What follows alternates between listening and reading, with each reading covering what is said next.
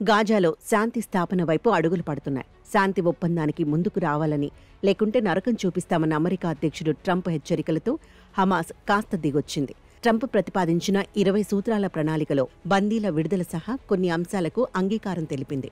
దీనిపై ట్రంప్ హర్షం వ్యక్తం చేశారు. శాశ్వత శాంతికి వారు సిద్ధంగా ఉన్నారని నమ్ముతున్నానని ట్రూత్ సోషల్లో పోస్టు పెట్టారు.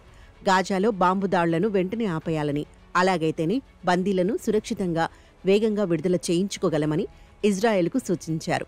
ట్రంప్ స్పందనపై హమాస్ హర్షం వ్యక్తం చేసింది. ఇజ్రాయెల్కు ట్రంప్ సూచనలు శాంతికి మార్గం వేసేలా ఉన్నాయని, బందీల పరస్పర మార్పిడి, గాజా నుంచి ఇజ్రాయెల్ సైన్య ఉపసంహరణ, యుద్ధం ముగింపుపై వెంటనే చర్చలు ప్రారంభించేందుకు సిద్ధంగా ఉన్నామని హమాస్ రాజకీయ విభాగం పేర్కొంది.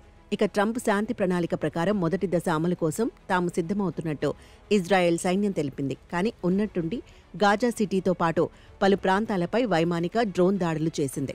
ఇందులో 6 పౌరులు మృతి చెందారు.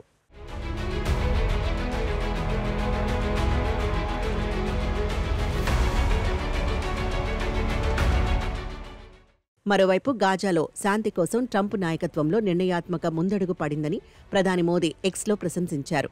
బందీల విడుదలకు హమాస్ అంగీకరించడం శాంతి స్థాపనలో కీలక పరిణామమన్నారు. శాంతి ప్రణాళికపై హమాస్ వేగంగా చర్యలు చేపట్టాలని, ఏమాత్రం ఆలస్యమైనా దారుణ పరిస్థితులు తప్పవని ట్రంప్ మరోసారి హెచ్చరించారు. గాజా రాజకీయ భవిష్యత్తు, పాలస్తీనా హక్కులపై పూర్తి స్పష్టత రావాలని, అంతర్జాతీయ చట్టాలకు అనుగుణంగా నిర్ణయం తీసుకోవాలని హమాస్ కోరుతోంది. గాజా నుంచి ఇజ్రాయెల్ దళాలు సంపూర్ణంగా తొలగిపోవాలని డిమాండ్ చేస్తోంది. గాజా పరిపాలనను నిపుణులతో కూడిన స్వతంత్ర పాలస్తీనా సంస్థకు అప్పగించేందుకు సిద్ధమని, అయితే అమెరికా చెప్పినట్టుగా కాకుండా అరబ్, ఇస్లామిక్ దేశాలు పాలస్తీనా వాసుల ఉమ్మడి అంగీకారంతో ఈ ఏర్పాటు జరగాలని కోరుతోంది.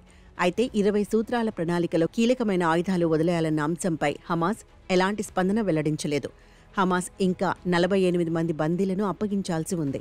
అందులో 20 మంది జీవించి ఉన్నట్టు అంచనా. మరోవైపు ఇజ్రాయెల్ వద్ద బందీలుగా ఉన్న సుమారు 250 మంది పాలస్తీనియులను విడుదల చేసే అవకాశం ఉంది. ట్రంప్ 20 సూత్రాల శాంతి ప్రణాళికలో పాలస్తీనా దేశం ఏర్పాటు అంశం కూడా ఉంది. ఇజ్రాయెల్ ప్రధాని నెతన్యాహు దీనికి తాము సిద్ధంగా లేమని స్పష్టం చేశారు. ఒప్పందంలో ఈ అంశం లేదని, పాలస్తీనా దేశం ఏర్పాటుకు తాము ఎట్టి పరిస్థితుల్లోనూ అంగీకరించే ప్రసక్తే లేదని పేర్కొన్నారు. మరోవైపు ఆయుధాలు వదిలేసేందుకు హమాస్ సిద్ధంగా లేదు. ప్రస్తుతం పాలనను స్వతంత్ర పాలస్తీనా సంస్థకు అప్పగించేందుకు సిద్ధమని హమాస్ చెప్పినా అధికారంలో భాగస్వామ్యం కావద్దన్న నిబంధనను అంగీకరించటం లేదు.